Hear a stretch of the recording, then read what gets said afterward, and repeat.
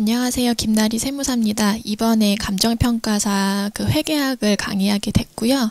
이번에는 이제 회계 기본 과정 들어가기 전에 6번에 나눠서 회계 원리를 지금 강의를 할 거고, 회계 원리는 이제 저희가 회계학 들어가기 전에 이제 회계를 공부를 한 번도 해보신 적이 없거나 아니면 그 전에 하셨어도 이게 휘발성이 강한 과목이다 보니까 그 전에 이제 기초를 좀 잡고, 왜냐면 회계 용어라는 게 좀 낯설기 때문에, 그래서 저희가 뭐 산수를 할 때 숫자를 먼저 공부하는 것처럼 이제 회계학 들어가기 전에 회계 원리로 이제 기본적인 기초를 다지고 간다 생각하시면 되고요. 그래서 교재는 이제 박종화 회계사님 바이블 회계학으로 회계 원리를 공부할 거고, 일단은 저희가 회계를 공부하는 이유를 알아야 되는데, 교재 보기 전에 제가 한번 설명을 한번 드려볼게요.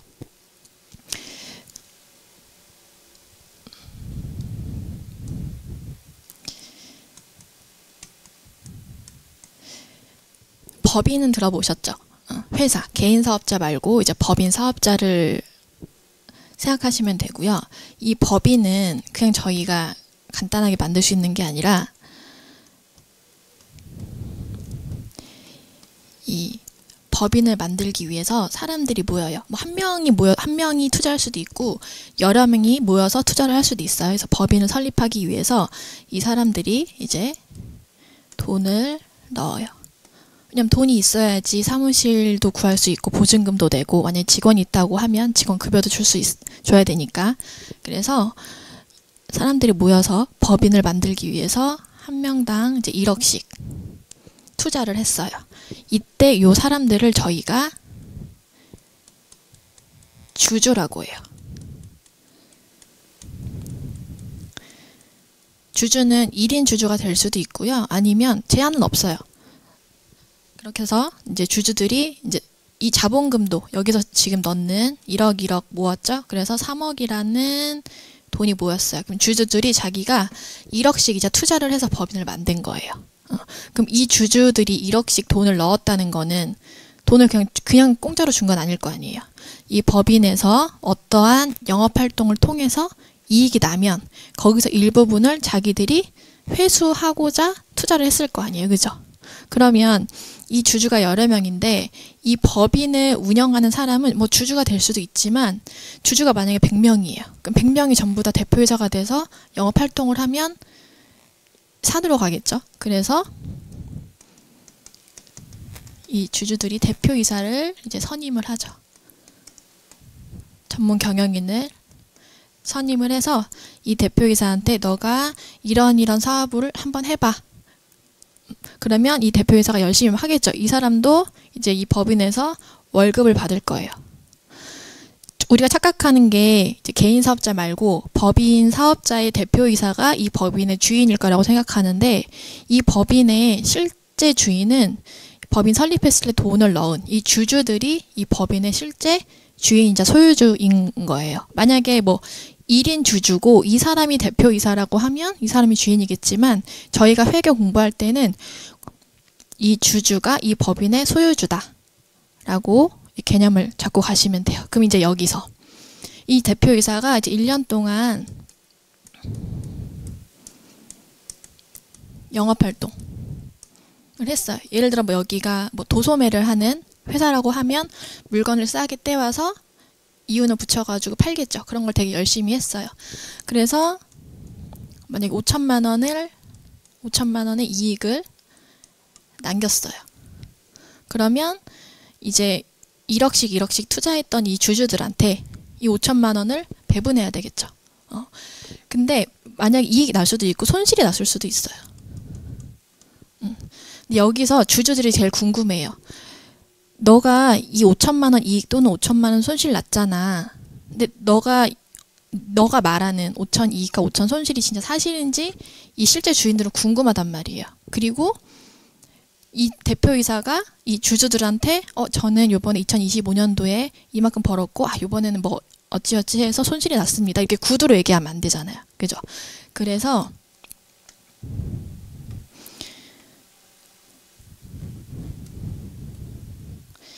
이 대표이사는 일정 기간으로 정해진 그 기간 동안 이 주주들한테 보고를 할 거예요. 근데 구두로 하면 안 되겠죠. 그래서 일정 양식에 맞춘 보고서를 통해서 보고를 해요. 이거를 저희는 앞으로 재무제표라고 부를 거예요. 그러면 이 재무제표를 회사에서 작성을 할 텐데 대표이사가 이 재무제표를 이쁘게 만들어서 보고를 해서 주주들만 기쁘게 하면 안 되겠죠. 자기 마음대로 이 재무제표를 작성하면 안 되겠잖아요. 그래서 이 재무제표를 작성하는 기준이 있어요. 일정한 기준. 그래야지 이게 객관성이 있는 보고서가 되니까. 저희가 공부하는 게 그거예요. 기업회계 기준. 저희가 이제 국제회계 기준이니까 IFRS. 저희가 다시 정리할게요. 회계를 공부하는 거는 지금 제가 여기서 예로는 주주로만 예를 들었지만 회사의 유용한 정보를 우리 회사의 이해관계자들한테 유용한 정보를 제공하기 위한 그 과정을 전부 다 회계라고 해요. 그게 가장 큰 범위고 그 안에 그 유용한 정보를 제공하기 위한 방식으로 재무제표라는 보고서의 양식을 저희가 쓰는 거고 이 재무제표를 작성하기 위해서는 회사가 만약에 여러 개가 다 있는데 다 그 회사마다 재무제표를 작성하는 방법이 다르면 안 되겠죠. 그래서 그런 일정한 기준을 만들어 놓은 게 저희가 이제 공부할 회계학, 이제 IFRS라는 그 기준에 맞춰서 재무제표를 작성하게 돼요. 그래서 저희가 어쨌든 재무제표를 작성하기 위해서 공부를 한다고 생각하시면 되고요. 큰 범위는 회계는 얘보다 좀 더 큰 범위라고 생각하시면 돼요. 이렇게 큰 흐름을 갖고 가시면 되고 다시 교재로 와볼게요.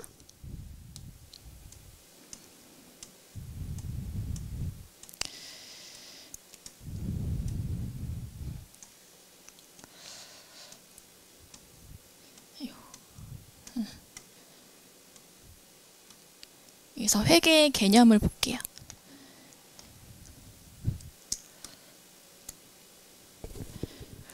여기서 저희 밑줄 칠 부분은 요거. 회계란 회사의 경영 활동에 관한 관심을 갖는 다양한 이해관계자. 여기서 뒤에서 볼 테지만 여기서 이해관계자는 주주도 될 수 있고요. 그리고 우리한테 돈 빌려준 채권자일 수도 있고요. 그리고 회사에서 돈을 벌면 그만큼 세금을 내야 되잖아요. 그래서 세무 당국이 될 수도 있어요. 그래서 이런 등등의 이해관계자가 합리적인 의사결정을 할 수 있도록 회사에 관한 재무적 정보를 측정하여 전달하는 과정. 그러니까 큰 범위가 회계라고 보시면 되고요. 그래서 회사에 관심 있는 사람들에게 회사의 재산 변화 그리고 다양한 재무 정보를 생성하고 전달하는 것을 회계라고 한다. 예를 들면 저희가 만약에 삼성전자 주식을 산다고 치면은 아니요 저희가 뭐 투자를 하고 싶어요. 주식을 사고 싶어. 그러면 재무가 건전한 현금 보유도 많고 시간이 지날수록 매출도 계속 오르고 매출 오르면서 남는 것도 더 많은 회사에다 투자하고 싶을 거 아니에요. 그러면 우리가 그냥 그 회사 찾아가서 뭐 지금 어때요? 이렇게 물어볼 수 없잖아요. 근데 저희가 그 상장회사 같은 회사는 비상장 회사도 그렇지만 재무제표를 열람을 할 수가 있어요. 그럼 그걸 저희가 보고 여기는 매출이 계속 지속적으로 상승하고 이익도 계속 상승하네. 그러면 저희가 의사결정을 내릴 수 있겠죠. 이 회사 우리가 주식 사도 괜찮겠다. 그래서 합리적인 의사결정을 할 수 있도록 회사에 유용한 재무적 정보를 측정하여 전달하는 과정을 크게 회계라고 해요.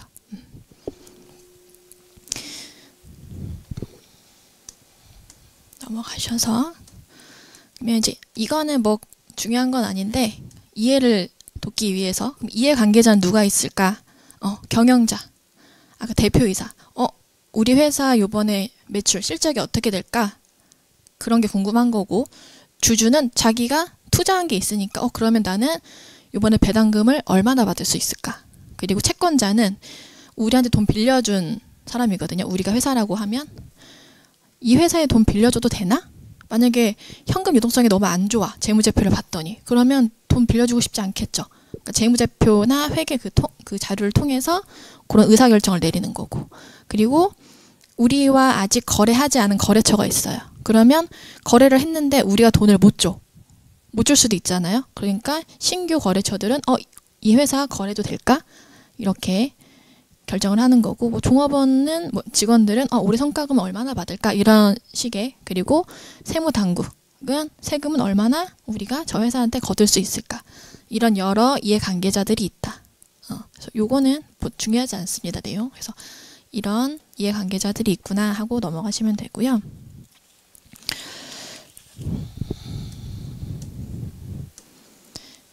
볼게요.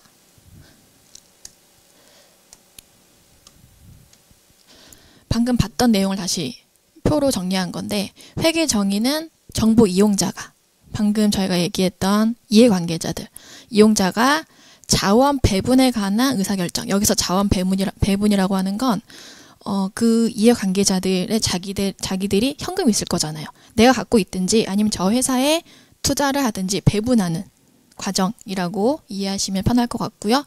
자원 배분에 관한 의사결정을 합리적으로 할 수 있도록 정보를 적시에 제공하는 것. 이거를 회계라고 하고요. 그러면 이제 목적. 회계 목적은 외부에 이제 보여주는 거예요. 이해관계자들한테 정보를 제공해야 되니까, 또는 법인이 이제 돈을 벌었으면 세금을 내야 된다고 했잖아요. 세금 신고 목적으로 이제 재무제표를 작성합니다. 그리고 이런 거를 이용하는 정보 이용자들은 방금 저희가 봤던 이해관계자들, 그리고 세금 신고 목적으로 해서 보는 사람은 세무서, 아까 그 과세 당국. 그리고 이때 제공되는 서류들은 뭐 이런 게 있고,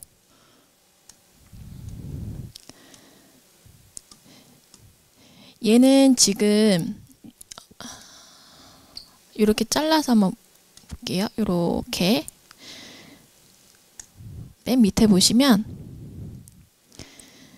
아까 이쪽에 있는 애들은 재무회계, 저희가 공부하는 지금 재무회계고, 그러니까 회계학이 크게 두 개로 나뉘어요. 저희 감정평가사에서 재무회계랑 관리회계는 지금 회계 원리에서는 다루지 않지만, 이제 기본과정 들어가면 저희가 원가관리회계라고 있거든요. 그게 여기 들어가는 거예요. 그러면 재무회계는 우리가 외부정보 이용자들한테 제공해 주려고 하는 회계고, 관리회계는 우리 내부정보 이용자가 이제 보기 위해서 하는 그 관리회계예요. 뭐냐면 저희 회사에 공장이 있어요. 그래서 만약에 생수를 만들어요. 이 원가가 100원이야. 그러면 우리는 요거 한 마진 20% 붙여가지고 120원에 팔아야지, 이런 결정을 내려야 된단 말이에요. 근데 120원으로 팔아야 되겠다는 의사결정을 내리려면 이걸 만들 때 원가가 얼마 들어가 있는지 알아야 되잖아요. 그죠? 왜냐하면 이 뚜껑이랑 요거랑 물을 가져오는 거, 여기 들어가 있는 인건비, 공장 돌아가는 기계, 이런 모든 것들이 있으니까. 그래서 저희가 원가관리 회계를 하는 거예요. 그러면 이 원가관리 회계는 우리 회사에서 필요해서 하는 거잖아요. 만드는 거잖아요. 그래서 그 사용 목적이 달라요. 다시 올라가 보면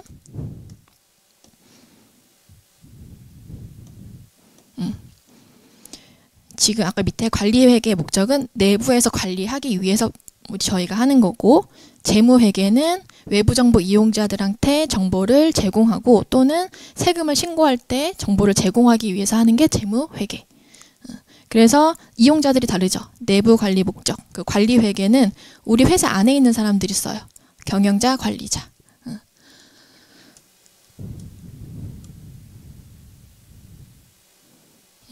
이 정도로만 흐름 아시면 되고요. 넘어가셔서 제가 아까 그랬죠. 경영자가, 대표이사가 막 영업활동을 열심히 했어요. 근데 주주들에게, 예를 들어 그 이해관계자들은 되게 많지만 주주들한테 저 25년도에 매출이 이렇게 됐고요. 영업이익이 이렇게 났어요. 이렇게 구두로 얘기하면 안 된다고 했잖아요. 그죠? 그래서 일종의 보고서로 보고를 하는데, 그때 쓰이는 양식이 재무제표. 그래서 회계 정보를 전달하는 수단으로 쓰이는 게 재무제표예요. 일종의 보고서라고 생각하시면 되고, 저 재무제표는 종류가 5가지예요. 뒤편에서 볼 거고요. 첫 번째 줄 보면 회사는 다양한 이해관계자들의 정보 이용 목적을 충족시키기 위해서 어떻게 정보를 전달할까? 그러다 보니까 여기 기업회계 기준이라는 기준에 따라서 회사마다 다 자기들 입맛에 맞게 만들어 놓은 기준으로 재무제표를 만들면 안 되겠죠. 그래서 통일된 기준에 따라서 일정한 양식, 여기서 일정한 양식이라는 건 재무제표라는 보고서로 재무 정보를 전달하는 게 재무제표다 라고 보시면 되고요.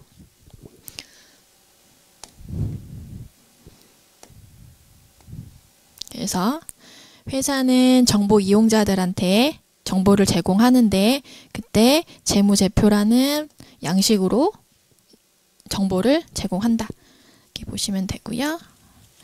다음 장 넘어가 볼게요.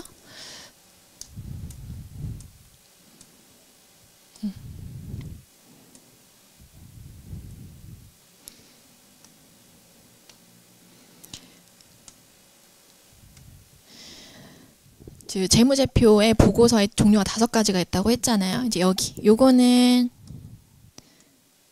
암기해 주셔야 돼요. 저희가 지금까지 여기 앞에서 봤던 내용 중에는 암기할 게 없거든요. 뭐 회계 정의 같은 거는 나중에 암기하지 않아도 이제 회계 이제 기본 과정 들으시면 거기에 지문으로 많이 나오기 때문에 그건 자연스럽게 익혀져요. 일단 재무제표의 종류 중에 첫 번째가 재무상태표고, 두 번째가 포괄손익계산서, 세 번째 현금흐름표, 네 번째 자본변동표, 주석. 요거는 이 보고서는 뒤에서 하나씩 좀 자세히 볼 거고, 그러면 이 재무상태표, 얘네들은 어떤 정보를 갖고 있는 보고서냐? 그것만 한번 여기서 간단하게 볼게요. 재무상태표는 회사의 재무 상태를 보고하는 보고서래요. 그러면 여기서 말하는 재무 상태라고 하는 거는 회사의 자산, 회사의 부채, 그리고 자본을 보여주는 보고서예요. 그리고 포괄손익계산서는 일정 기간의 재무 성과, 여기서 일정 기간이라고 되어 있는 건 회사는 영업활동을 365일 끊이지 않고 계속 하잖아요. 근데 우리가 보고하기 위해서는 인위적으로 기간을 끊어놔야 돼요.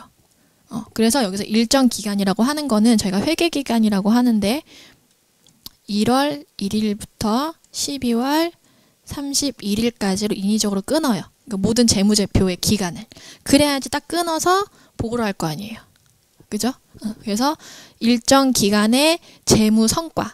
저희가 25년 1월 1일부터 12월 31일까지 매출은 한 50억이었고요. 매출 원가는 뭐 40억, 직원급여는 뭐 1억. 이렇게 해가지고 이렇게 보여주는 그 재무 성과. 우리가 이번에 성과가 이렇게 났다. 그렇게 해서 뭐 이익이 5천만 원 났다. 이런 식의 성과를 보여주는 재무제표의 보고서가 포괄손익계산서예요. 얘는 포괄손익계산서는 그 회사의 수익이랑 비용을 보여주는 보고서라고 생각하시면 돼요. 그리고 현금흐름표는 말 그대로 현금이 들어오고 나간 거를 정리해서 보여주는 보고서예요. 매출이 아무리 높으면 뭐예요? 아직 매출이 50억인데 돈 들어온 게 하나도 없어. 그 회사에 돈을 빌려주거나 아니면 신규 거래처거나 주주거나 매출이 높아도 그 회사의 통장에 돈이 하나도 없다 그러면 현금 유동성이 안 좋은 거잖아요. 그러니까 현금의 유출입도 보고 싶어 해요. 그래서 그거를 보여주는 보고서가 현금 흐름표라고 보시면 되고요. 그리고 자본 변동표는 말 그대로 자본의 변동을 보여주는 보고서라고 보시면 되고, 주석은 지금 여기 앞에 요 4개의 재무제표는 다 숫자로 보여지는 보고서예요. 근데 저희가 숫자로만 표기를 하기 때문에 뭔가 이렇게 정보를 이해하거나 볼 때 다 이해 안 가는 것도 있고, 그리고 회사 입장에서 좀 더 부연으로 설명해야 될 필요가 있는 것들이 있어요. 그러면 저희가 책 같은 거 보면은 이렇게 해가지고 밑에 주석을 달고 거기에 설명을 추가로 달아놓죠. 그러니까 주석도 그런 역할을 해요. 여기 위에 재무제표 중에 추가적인 설명이 필요한 것들은 주석을 통해서 추가적인 정보를 제공해요.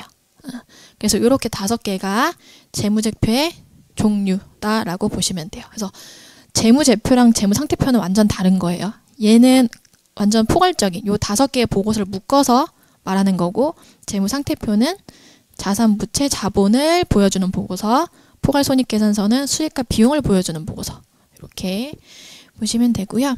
그러면 이제 저희가 요 순서대로 재무제표를 하나씩 좀 더 자세히 볼게요.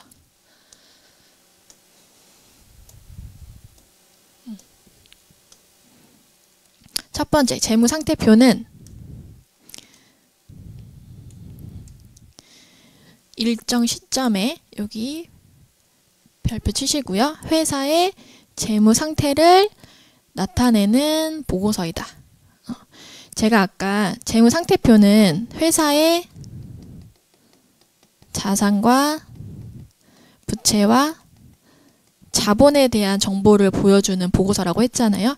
요게 이제 재무 상태예요. 근데 저희가 여기 일정 시점이라는 거가 왜 들어가 있냐면, 저희가 통장, 잔고도 자산이죠. 그러면 내가 지금 통장에 얼마 들어있지? 이게 궁금한 거지. 내가 1월 1일부터 12월 31일까지 내 통장에 얼마가 들어왔고 365일 중에 얼마가 나왔지? 이거는 사실 궁금하지 않아요. 주주 입장에서는. 그 시점에 저 회사의 자산과 부채와 자본이 얼만지가 궁금한 거죠. 그죠? 그래서 재무상태표는 일정 시점이 키워드라고 생각하시면 돼요.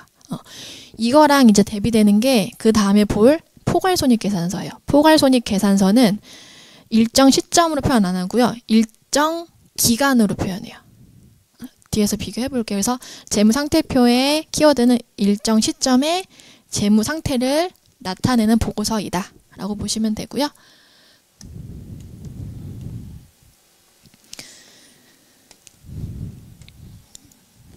밑줄 쳐보면 재무상태란 현금, 토지, 건물, 기계, 장치 이런 것들을 우리가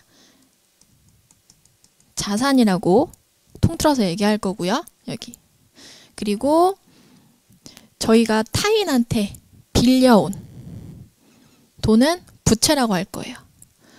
타인한테 돈을 조달했다는 건 빌린 거죠. 그거를 저희는 이제 부채 또는 차입금이라고 이제 표현할 거고요. 그리고 회사의 실질적인 소유자, 아까 제가 그 법인의 주인은 대표이사가 아니라 주주가 실제 주인이고 소유자라고 했잖아요. 그래서 회사의 실질적인 소유자인 주주로부터 주주로부터 받은, 투자받은 돈을 저희가 자본이라고 해요.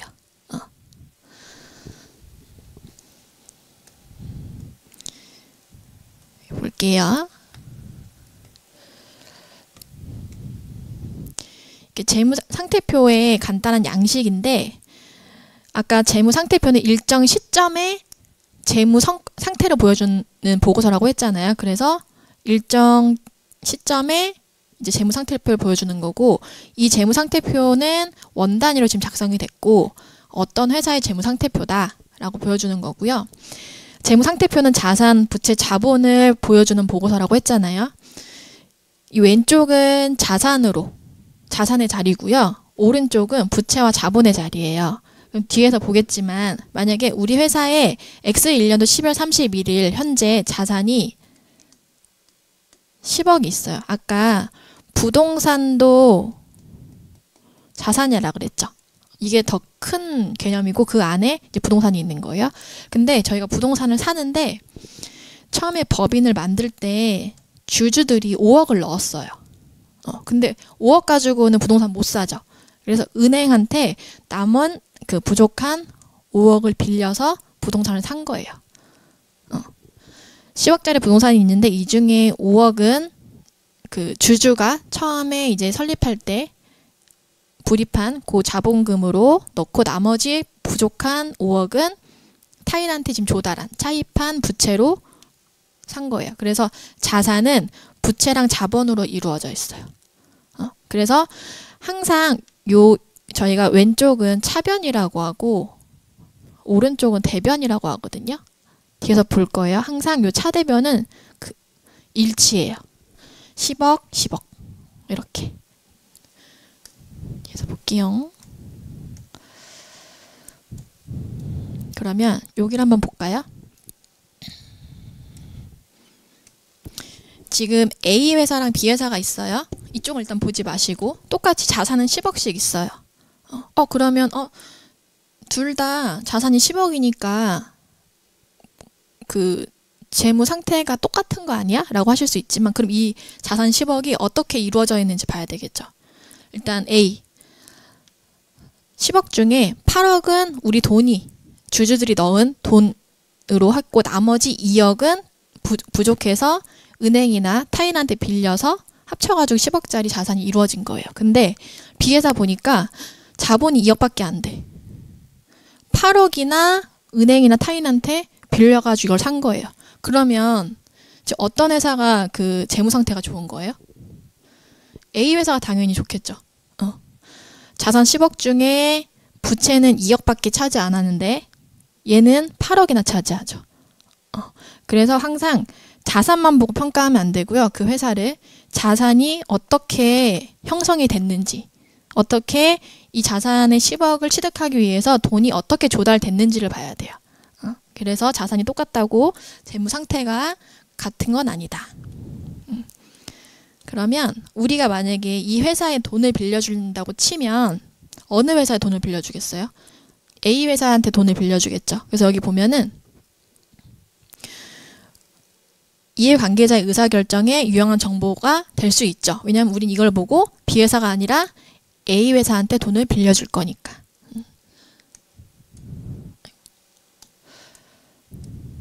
그래서 아까 제가 여기 왼쪽은 차변이라고 했고 오른쪽은 대변이라고 했죠. 그래서 이 자리를 기억해야 돼요. 자산은 왼쪽 차변이 본래 자리예요. 자기 자리. 이건 암기. 왜냐면 저희가 나중에 회계 처리를 해야 되기 때문에 뒤에서 계속 제가 자리를 계속 언급해 드릴 거예요. 그리고 오른쪽 대변은 부채와 자본의 자리. 본래 자리예요. 그래서 자산은 차변이 본래 자기 자리, 부채와 자본은 대변, 오른쪽이 본래 자기 자리. 그래서 요거는 꼭 암기해 주시고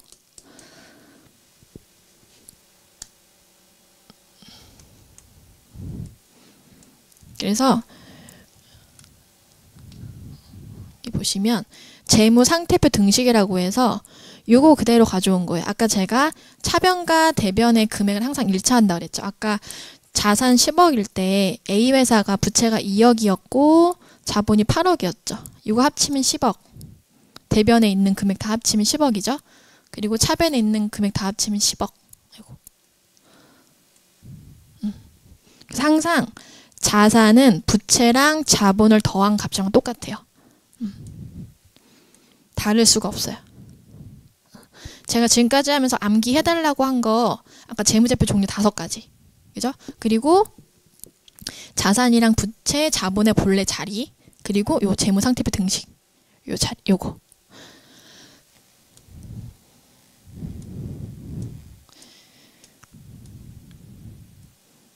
방금 제가 얘기했던 거 다시 나오죠? 할게요.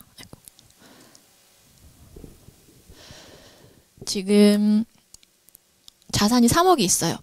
집을 3억짜리를 샀는데 실제로 지출한 돈은 2억밖에 없대요. 그럼 1억이 부족했겠죠. 이거는 은행한테 대출을 받아서 샀대요. 그러면 우리가 재무상태표를 어떻게 구할 수 있냐면 자산 3억. 근데 이 중에 2억은 우리 돈으로 냈고 나머지 부족한 건 은행한테 빌렸어요. 그러니까 부채로 들어가죠.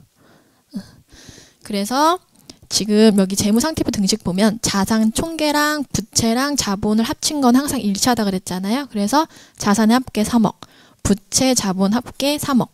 그래서 자산 합계액과 부채 자본 합계액은 재무상태표 등식에 의해서 반드시 일치한다. 다르지 않아요. 다를 수가 없어요. 이렇게 기억하시면 되고요. 그러면 저희가 그 회계에서 자산으로 보는 것들이 되게 많아요. 그래서 예를 들어 좀 볼게요. 첫 번째 현금. 요거는 현금이랑 예금은 자산으로 이제 쉽게 이해하실 수 있죠. 그래서 현금은 우리가 아는 것처럼 지폐, 동전 이런 화폐를 얘기하고 예금은 우리가 은행에다 예치해 놓은 보통 예금도 있고 뭐 당좌 예금도 있고 여러 가지 있죠. 그런 거는 다 자산에 들어가는 거고 매출 채권이라고 하는 거는 우리가 상품이나 제품을 판매를 했어요. 근데 아직 돈은 못 받았어. 근데 미래에 우리가 받을 수 있는 돈이잖아요. 얘도 자산으로 들어가요. 그래서 상품을, 제품도 돼요. 팔고 외상으로 판매한 금액, 얘도 자산으로 봐요. 아직 돈을 못 받았지만 미래에 우리가 돈을 받을 수 있는 권리가 우리한테 있기 때문에. 그래서 매출 채권도 자산이고, 대여금, 우리가 다른 사람한테 돈을 빌려줬어요. 빌려줬으면 언젠가 받아야 되죠. 받을 권리가 있는 거예요. 그래서 대여금도 자산, 대여, 우리가 돈을 빌려줬다. 그리고 상품, 이거는 우리가 판매할 목적으로 외부에서 사왔어요. 근데 아직 팔리진 않았어. 근데 우리 입장에서는 이건 자산이죠. 왜냐하면 나중에 팔 수 있는 거니까. 그죠? 그래서 판매할 목적으로 소유하고 있는 물건. 그리고 건물은 영업활동을 위해서 소유하고 있는 건물. 건물 당연히 우리가 부동산 갖고 있으면 자산이라고 생각하잖아요. 그렇게 보시면 되고, 토지도 마찬가지. 비품은 영업활동을 위해서 소유하고 있는 책상, 의자, 아니면 컴퓨터, 뭐 소파 이런 것들을 통틀어서 비품이라고 해요. 이런 것들이 회계에서 보는 자산이다. 뒤에 가서 보겠지만 계정 과목 되게 많아요. 자산으로 보는 거는. 그래서 요건 요런 게 있구나 하고 넘어가시면 되고요. 그러면 저희가 재무 상태표에서 자산 봤고요. 그 다음에 이제 부채로 가볼게요.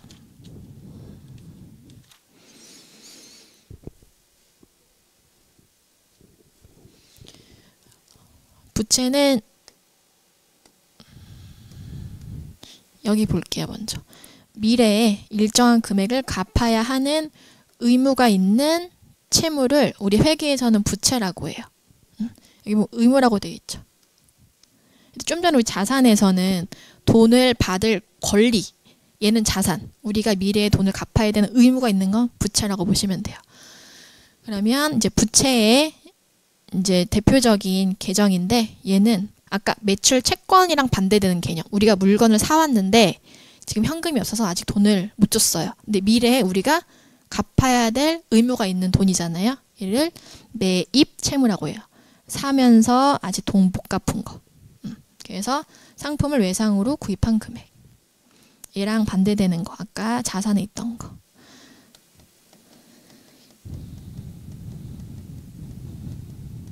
매출을 일으켰는데 아직 돈 못 받았고 앞으로 우리가 받아야 될 권리가 있는 거. 얘는 자산. 차입금. 남한테 돈 빌린 거. 쉽게 대출 생각하시면 돼요. 그리고 선수금. 돈을 받았는데 먼저 받았네. 왜 먼저 받았지? 계약금이기 때문에 먼저 받은 거예요. 우리가 어떤 사람이 저희 상품을 사고 싶어 해요. 근데 이 상품을 다른 사람이 가져갈까봐, 사갈까봐, 지금은 제가 돈이 없지만 일단 계약금 먼저 걸어놓겠습니다. 하고서 우리가 그 사람한테 미리 받은 돈이에요. 근데 왜 이게 부채에 들어가냐? 지금 계약금을 받았지만 이 계약이 성사되지 않으면 이 돈은 그 사람한테 다시 줘야 되잖아요. 그러니까 미래에 나갈 수도 있어요, 이 돈은. 그죠? 그래서 얘는 부채에 들어가요. 그럼 반대로 아까 거기 자산에는 안 나왔지만 선급금이라는 게 있거든요. 얘는 자산이에요. 선수금은 우리가 먼저 돈을 받은 계약금을 얘기하는 거고, 선급금은 반대로 우리가 계약금을 먼저 준 거예요. 근데 만약에 계약이 이루어지지 않으면 우리가 먼저 준 그 계약금은 나중에 미래에 돌려받을 수 있어요. 그래서 선수금은 부채고 선급금은 자산이다. 이렇게 보시면 돼요. 그래서 계약금 나오면 선수금 또는 선급금에 해당이 되는 거고요. 그리고 미지급금. 상품 이외에, 상품을 사고서 돈을 안 갚은 거는 매입 채무로 보고요. 상품 이외에 예를 들어서 우리 회사가 하이마트예요. 걔네는 전자제품이 상품일 거 아니에요. 근데 우리 직원들이 사무실에서 이렇게 사용하는 책상이랑 컴퓨터 이런 것들은 사고 파는 게 아니잖아요. 하이마트에서. 그 외의 것들은 그런 거 생각하시면 돼요. 근데 우리가 직원들 쓰게 하려고 책상을 사왔어요. 근데 아직 돈이 없어서 못 줬어. 그것도 갚아야 되는 거잖아요. 미래에. 그때는 매입 채무란 용어를 안 쓰고 미지급금이라는 계정으로 따로 써요. 그래서 상품 이외의 물건을 외상으로 구입한 금액. 아직 지금 돈은 주지 않았지만 미래에 우리가 갚아야 될 의무가 있으니까 부채에 들어갑니다.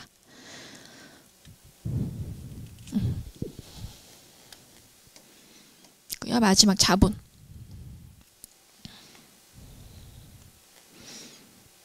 그러면 자본. 부채는 우리가 남한테 갚아야 될 돈들이잖아요. 근데 어느 시점에는 소유주들, 그 법인의 실제 소유자, 주주들이 잠깐만, 이 시점에 우리 거가 실제로 우리 거가 얼마큼 자산이 있을까라고 궁금할 수 있잖아요. 이때 회사의 소유주인 주주들만의 자산, 이걸 우리는 자본이라고 해요. 순자산이라고도 표현해요. 볼게요. 아까 저희가 자산은 부채랑 자본을 합친 거라고 그랬잖아요. 그죠? 근데 요거를 바꿔볼게요. 부채를 이쪽으로 옮기면 요런 식이 나오죠. 그죠? 자산에서 우리가 다른 사람한테 갚아야 될 돈 다 갚아. 그러면 우리 회사의 순자산이 계산이 돼요. 이게 이 소유주인 주주들의 몫이라고 생각하면 되는 거예요. 예를 들어 아까 저희가 3억짜리 아파트를 사면서 우리 돈 2억 하고 돈 모자른 거 1억 빌려서 냈잖아요. 그래서 아파트 3억짜리를 샀잖아요. 그러면 그 3억 주고 사긴 했지만 우리의 순자산은 얼마예요? 3억이 아니라 2억이죠. 1억은 우리 돈으로 산 게 아니라 은행에서 빌린 거니까. 그렇게 치면 아까 그 아파트로 예시를 들면은 자산, 아까 아파트의 자산은 3억이었고 우리가 1억 은행에서 대출받아서 샀기 때문에 우리의 순자산은 2억으로 계산되는 거예요. 이렇게. 그래서 자본은 회사 소유주들의 자산이라고 생각하면 돼요. 그럼 저희 예제 한번 풀어볼까요?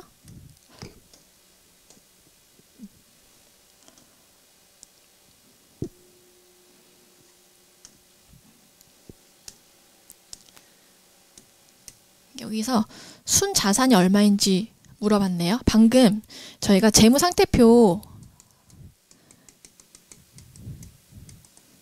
등식 한번 정리 다시 해볼게요. 등식은 자산은 부채랑 자본의 합이죠. 근데 여기서 물어본 거는 그냥 자산이 물어본 게 아니라 순자산을 물어봤어요. 얘는 자산에서 부채를 뺀 거. 자본을 다른 말로 저희가 순자산이라고 해요.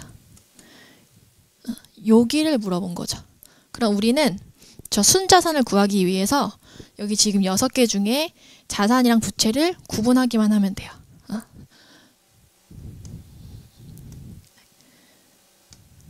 해볼게요. 현금, 아까 자산이랑 부채 중에 자산이었죠. 토지도 자산. 매출을 일으켰는데 우리가 물건을 팔았는데 아직 돈을 못 받았어요. 하지만 미래에 돈을 받을 권리가 있는 거죠. 얘는 아까 자산이라고 했고요. 매입 채무, 물건을 사오면서 돈을 아직 못 줬어. 근데 미래에 우리가 갚아야 될 의무가 있어요. 얘는 아까 부채라고 했고요. 차입금, 아까 차입금을 제가 대출 생각하면 된다 그랬죠. 빚이네요. 부채. 건물, 자산. 그러면 여기에 넣어보면 자산의 총 합계는 60만원, 140, 45만원, 200만원 해서 자산은 445만원이 나오고요.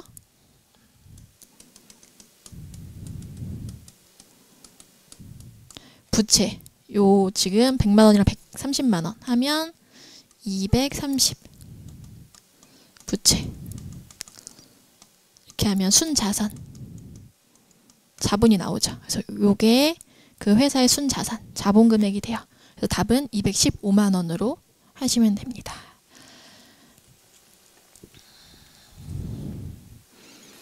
저희 포괄손익계산서만 보고 좀 끊을게요. 이제 재무제표 종류 첫 번째 아까 그 재무상태표 봤고요. 이제 두 번째 포괄 손익계산서. 아까 그 재무상태표의 그 키워드는 일정 시점의 재무상태 그 두 개가 키워드였잖아요. 포괄 손익계산서는 일정 기간 내 모든 수익과 비용을 보고하는 보고서인데 저희는 요거를 이제 경영 성과라고 표현할게요.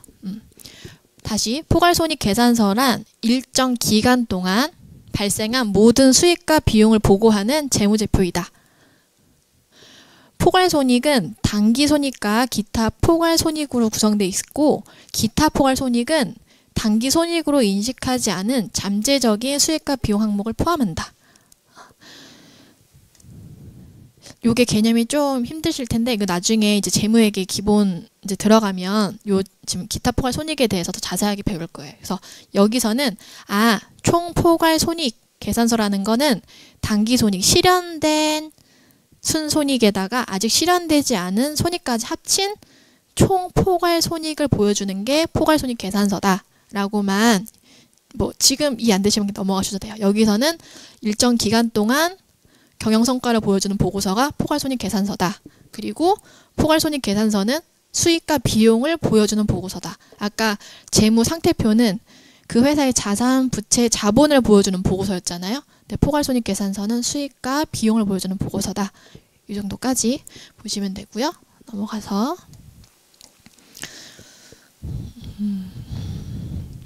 포괄손익계산서의 양식을 한번 볼게요. 아까 재무상태표는 여기 날짜가 이렇게 나와 있지 않았죠. X1년도 12월 31일. 그래서 제가 일정 시점이라고 했던 거고 근데 포괄손익계산서는 아까 저 바로 앞에서 키워드가 일정 기간. 그래서 기간으로 표기돼요. 이렇게. 그래서 XX 회사의 요 기간에 대한 수익, 비용 그래서 올해 우리가 얼마 벌었는지 그리고 아직 실현되지 않은 이익은 얼마인지 요걸 합친 게 총 포괄손익. 이렇게 보여지는 게 포괄손익계산서예요. 그러면 포괄손익계산서는 수익이랑 비용을 보여주는 보고서라고 했잖아요.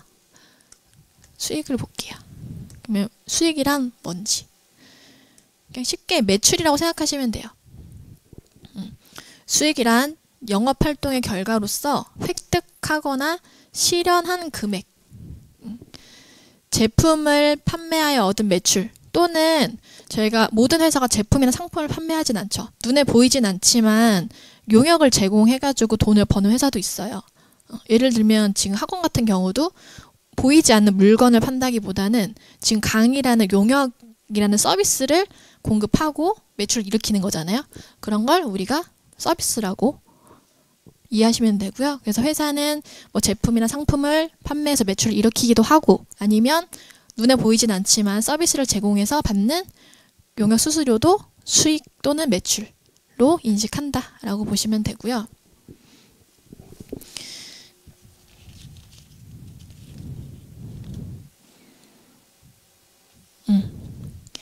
여기서 수익, 그러니까 쉽게 매출은 꼭 지금 제품이나 상품을 판매했을 때 돈을 받아야지만 수익으로 인식하지 않아요. 아까 저희가 매출채권, 외상으로 물건 팔을 수도 있다고 그랬잖아요. 그럼 돈을 못 받아도 우리 회사는 이 포괄손익계산서의 수익으로 반영해줘요. 돈 못 받아도. 이게 좀 이해가 안 되실 수도 있는데 그 기업회계 기준에 그렇게 하도록 이제 기준이 되어 있어요. 그래서 여기 보시면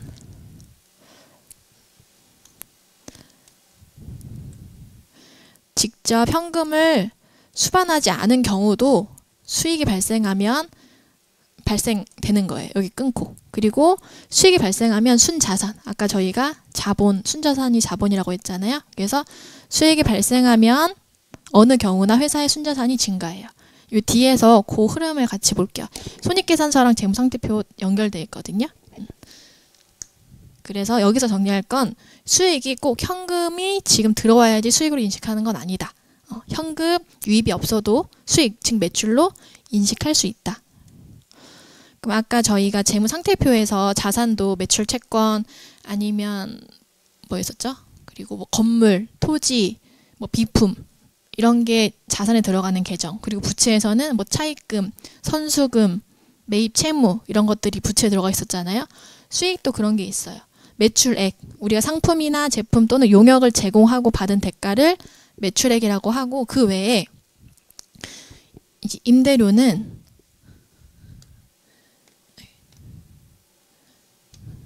이거는 이제 월세 생각하시면 돼요.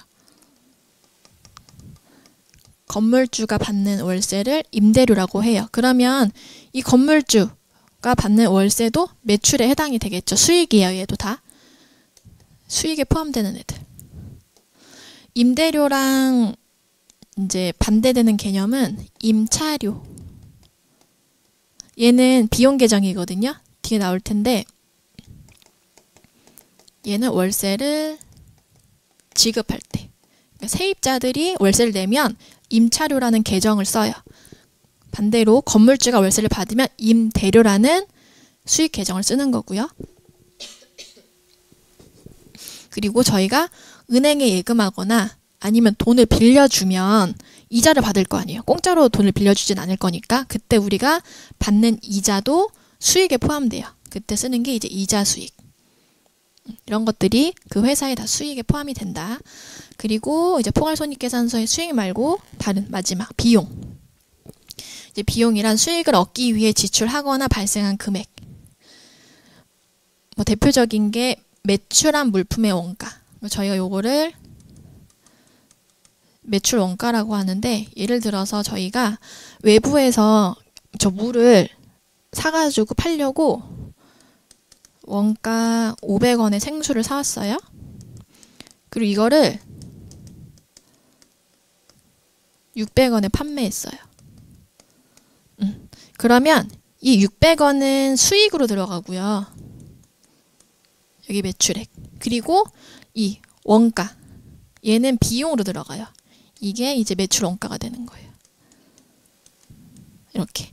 600원에서 500원 뺀 100원을 매출액으로 인식하는 게 아니고요. 나눠서 인식해요. 매출 600원 판매된 거는 수익으로 들어가고, 이 매출을 일으키기 위해서 원가가 있을 거 아니에요. 우리가 사온 거. 얘는 비용 계정으로 따로 들어가요. 다 퉁쳐가지고 100원만 매출액으로 잡지 않아요. 그래서 비용에 들어가는 게 매출한 물품의 원가도 비용으로 들어가고, 또는 이제 판매 수수료. 뭐 우리가 회사가 예를 들어서 뭐 쿠팡이나 지마켓 같은 데다가 생수 같은 걸 올리면 걔네들이 뭐 공짜로 그 사이트를 이용하게 해주진 않잖아요. 우리가 판매한 그 일정 부분을 수수료로 가져가거든요. 그런 걸 판매 수수료로 비용으로 넣고, 또는 저희가 많이 팔기 위해선 광고할 거잖아요. 광고비, 그런 것도 비용 계정에 들어가고, 그리고 뭐 택배비가 발생되면 운반비로 봐서 비용으로 넣고, 그리고 여기 비용이 발생하면 어느 경우나 회사의 순자산이 감소한대요. 요거 아까 바로 위에서 수익에서 봤죠. 수익이 발생하면 어느 경우나 회사의 순자산이 증가한다고 했잖아요. 반대 개념인 거지. 비용이 발생하면 어느 경우나 회사의 순자산이 감소한다.